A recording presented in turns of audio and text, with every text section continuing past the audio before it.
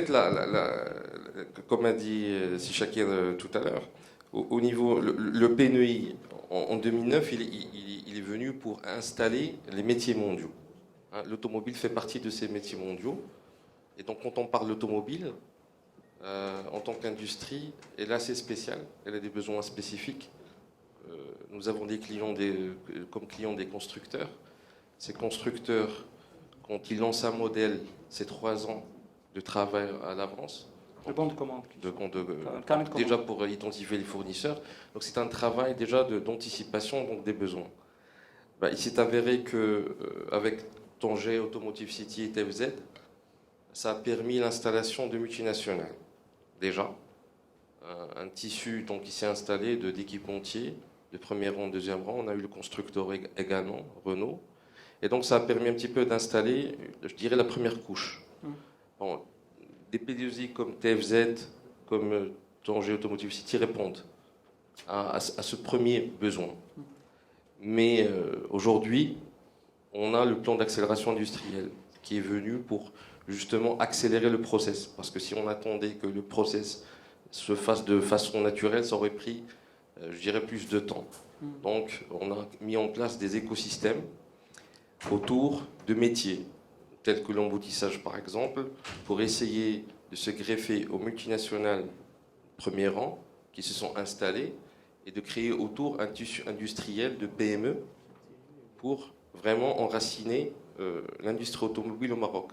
Comme ça, si la multinationale demain choisit le Sénégal, qui a un plan d'émergence actuellement, d'émergence industrielle dans le futur, on aura au moins un transfert de technologie et de compétences au niveau du Maroc.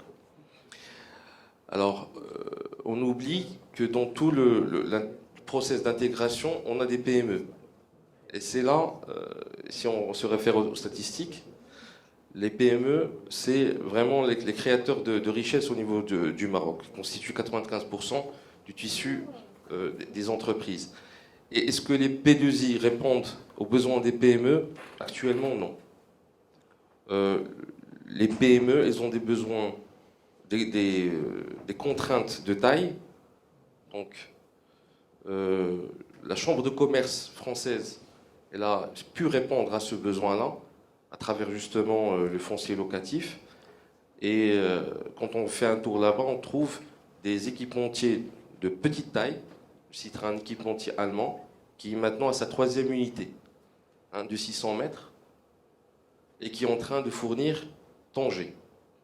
Mais pourquoi ça a bien marché? Parce qu'il y a du foncier, du petit foncier? Parce que l'équipementier allemand, je vais prendre cet exemple-là, quand lui, il a un marché avec un sous-traitant, avec un équipementier de premier rang de Renault, par exemple, ou bien de Volkswagen en France ou Peugeot en Espagne, lui, ce qui l'intéresse, c'est de signer le bon de commande et de commencer immédiatement.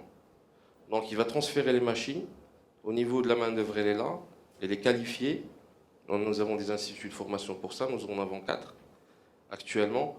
Alors, lui, il ne va pas se casser la tête à aller chercher, aller chez les séries, aller la multitude d'intervenants que vous avez cités tout à l'heure, à faire le tour et perdre une année pour trouver un terrain, un local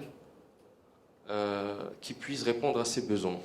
Donc lui, il a des contraintes de coûts. L'industrie automobile est très exigeante en termes de coûts, vraiment très exigeante. Il y a des marges minimes.